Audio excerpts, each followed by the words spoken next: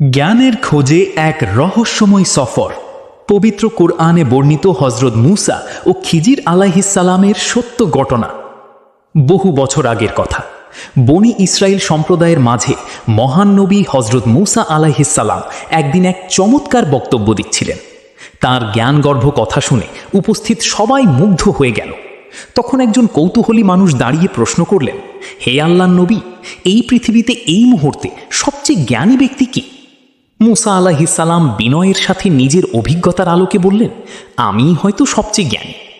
যেহেতু সব জ্ঞানের উৎস মহান আল্লাহ, তাই আল্লাহর ইচ্ছা ছিল মুসা আলাইহিসসালামকে এটি শেখানো যে আল্লাহর এমন অনেক বান্দা আছেন যাদেরকে তিনি ভিন্ন ধারার বিশেষ জ্ঞান দান করেছেন।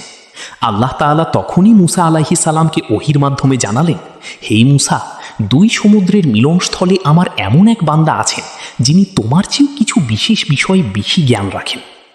সফরের প্রস্তুতি ও সেই অলৌকিক চিহ্ন। মুসা আলাইহিসসালাম সেই পরম জ্ঞানী ব্যক্তির সন্ধান পাওয়ার জন্য ব্যাকুল হয়ে উঠলেন। তিনি তার তরুণ সঙ্গী ইউশা বিন নুনকে সাথে নিয়ে সফরের প্রস্তুতি নিলেন। আল্লাহ তাদেরকে একটি চিহ্ন বলে দিলেন, একটি পাত্রে একটি মৃত মাছ সাথে নিতে হবে। যেখানে গিয়ে সেই মৃত মাছটি অলৌকিকভাবে জীবিত হয়ে সমুদ্রে চলে যাবে, ঠিক সেখানেই দেখা মিলবে সেই বিশেষ ব্যক্তির।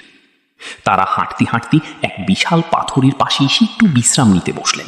ঠিক তখনই এক অলৌকিক ঘটনা ঘটল। পাত্রের মৃত মাছটি হঠাৎ জীবিত হয়ে লাফ দিয়ে সমুদ্রের পানিতে নেমে গেল এবং পানির মধ্য দিয়ে নিজের পথ তৈরি করে নিল। কিন্তু ক্লান্ত মুসা আলাইহিসসালাম তখন ঘুমাচ্ছিলেন, আর তার সঙ্গী ঘটনাটি দেখলেও পরে তা বলতে ভুলে গেলেন। আরও কিছুটা পথ এগিয়ে যাওয়ার পর মুসা আলাইহিসসালাম বললেন, আমরা তো বেশ ক্লান্ত, এবার আমাদের দুপুরের খাবারটি দাও। তখনই সঙ্গীর মনে পড়ল এবং সে বলল, হে আল্লাহর নবী, আমরা যখন সেই পাথরের পাশে বিশ্রাম নিচ্ছিলাম তখন শয়তানের প্ররোচনায় আমি আপনাকে মাছটির কথা বলতে ভুলে গিয়েছিলাম। সেটি অলৌকিকভাবে সমুদ্রে চলে গেছে। মুসা আলাইহিসসালাম বললেন, আরে, সেই জায়গাটির খোঁজই তো আমরা করছিলাম। তারা আবার পিছনের পথ ধরে সেই পাথরের কাছে ফিরে এলেন।